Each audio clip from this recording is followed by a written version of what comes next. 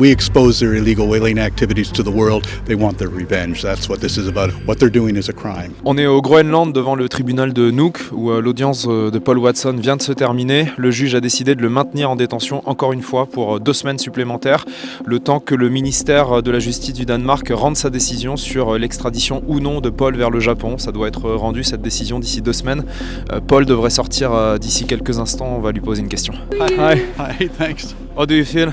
Well, we'll see where it goes. I think we've gotten the point across that this is very political. I mean, the very fact that Japan is threatening to contracts with Denmark and with France. I mean, God, I didn't think I was that important. But it just shows you how ashamed they are of the position that we expose their illegal whaling activities to the world. They want their revenge. That's what this is about. It's got nothing to do with anything that happened in 2010. It has everything to do to stop us from continuing to oppose their illegal whaling operations. What they're doing is a crime. Do you trust the Minister of Justice? I don't have any choice, do I? I think he will make the right decision based on the law, and the law on extradition is very clear.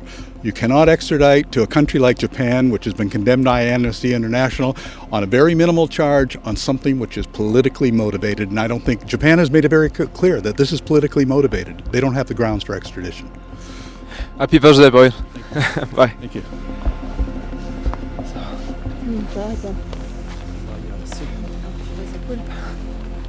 Happy birthday, Paul! Happy birthday, Paul.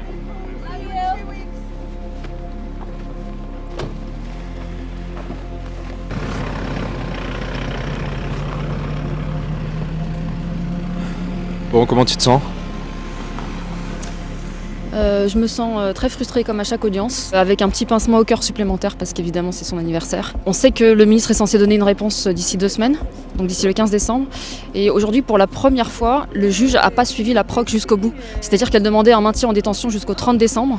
Et pour la première fois, il a demandé moins, il a demandé jusqu'au 18. On l'a senti un peu embarrassé quand même. Et voilà, je pense que là on a 2 semaines pour mettre un maximum de pression parce que on sait que tout ça est politique, on sait que le Japon exerce une pression énorme et sur la France pour que Paul n'obtienne pas la nationalité et sur le Danemark.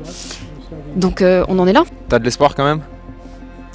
Je peux pas me permettre le luxe de ne pas y croire, hein. Honnêtement, sinon je m'écroule. Donc non, jusqu'au bout bien sûr.